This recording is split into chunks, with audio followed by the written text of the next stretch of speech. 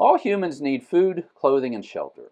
Those items are purchased with money, so there is a minimum amount of money each person needs to have in order to survive. Since life is unpredictable, people often have times when they are not sure where the money will come from to purchase the necessities of life. When that happens, humans naturally start worrying and doubting. They experience stress. Today's passage teaches us that disciples of Jesus should not descend into fear or pessimism as we go through life, even when life is very uncertain. Instead, no matter the precarious nature of our financial situation, we should live life with confidence because Jesus promised to provide all our needs. Furthermore, he demonstrated many times the ability to provide for our needs in very unlikely ways. In Mark 6, we read that Jesus, after he was done teaching, told his disciples to give the crowd something to eat. It was late in the day. The disciples only had 5 loaves and 2 fish, but Jesus blessed the food, broke it, and it was enough to feed 5,000 men. After that, Jesus traveled to Gennesaret and had a confrontation with the Pharisees and some scribes. Then he went to Tyre and cast an unclean spirit out of a Greek girl. Next, he walked aside and then back to the Sea of Galilee, where he healed a deaf and mute man. Now let's pick up reading at Mark 8, verse 1. In those days, when there was again a large crowd and they had nothing to eat, Jesus called his disciples and said to them, I feel compassion for the crowd because they have remained with me now 3 days and have nothing to eat. And if I send them away hungry to their homes, they will faint on the way, and some of them have come from a great distance. So at this point, the disciples should have remembered feeding the 5,000 and been eager to do it again. This was an opportunity for Jesus to prove his power and deity. It was an occasion to demonstrate love.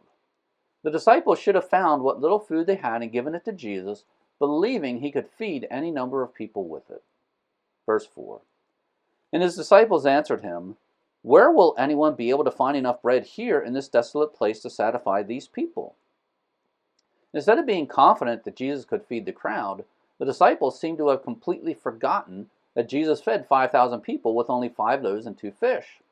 When the disciples saw the crowd on this occasion, they thought it was not possible to feed so many people. It is easy for us to criticize the disciples for being so forgetful, but we do the same thing. All humans need food, clothing, and shelter. God promised to provide what we need.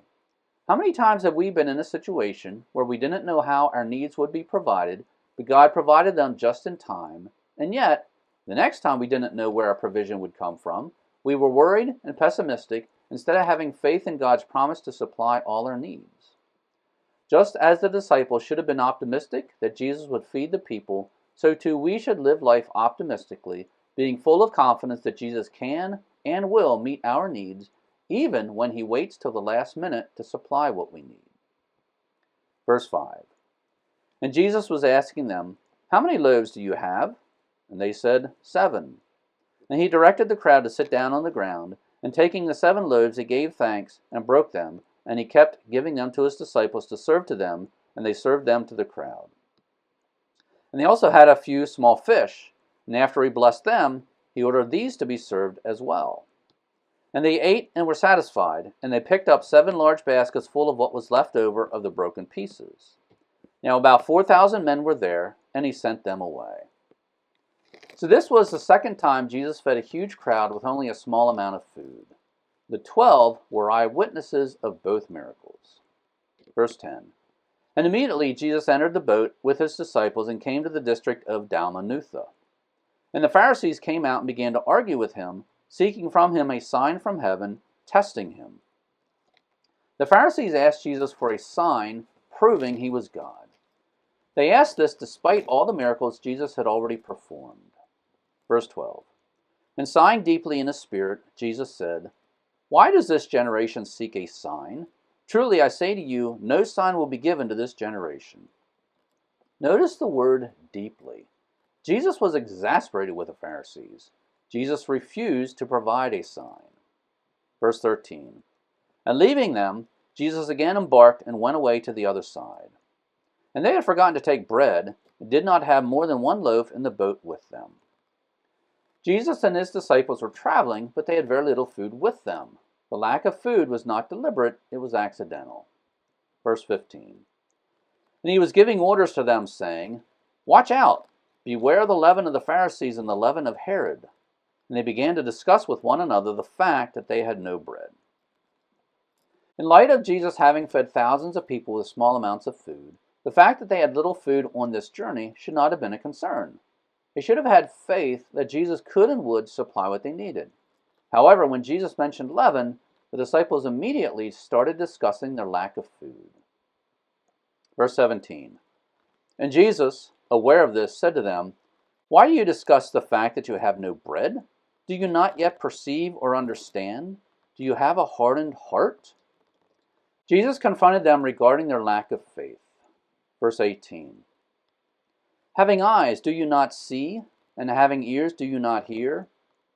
And do you not remember when I broke the 5 loaves for the 5,000, how many baskets full of broken pieces you picked up? He said to him, 12. Asking questions is a great teaching tool. It is also a great tool when confronting people. In this case, Jesus did not merely remind the disciples that he had fed a large crowd with very little food. He asked them how much food was left over when he fed the large crowd. As the disciples answered the question, they were face to face with the reality that they could remember how much food had been left over, and yet when they again needed bread, they did not have confidence that Jesus could supply bread at any time. Verse 20. When I broke the 7 for the 4,000, how many large baskets full of broken pieces did you pick up?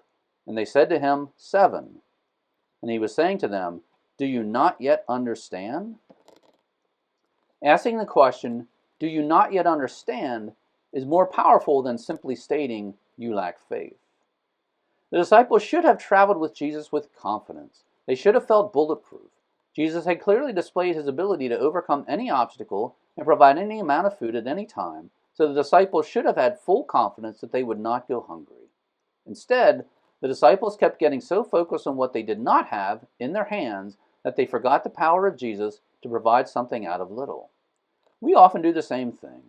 All humans need food, clothing, and shelter. We need the money to buy those items. Life is unpredictable, so there are times we do not have in our hands the money we will need in the future. Humans naturally worry about the unknown. Today's passage teaches us that Christians should not worry or be pessimistic. No matter the precariousness of any situation we ever find ourselves in, God is in control. He promised to supply our needs. The Bible is full of examples of God meeting needs in very unlikely ways. Oftentimes, God waits until the last minute to put our necessities into our hands. We should live life optimistically, knowing that no matter what happens, we have Jesus as our ally, and he is able to perform miracles. Thanks for visiting Bible Mountain. If you have already joined my email list, thank you, and please tell others about Bible Mountain.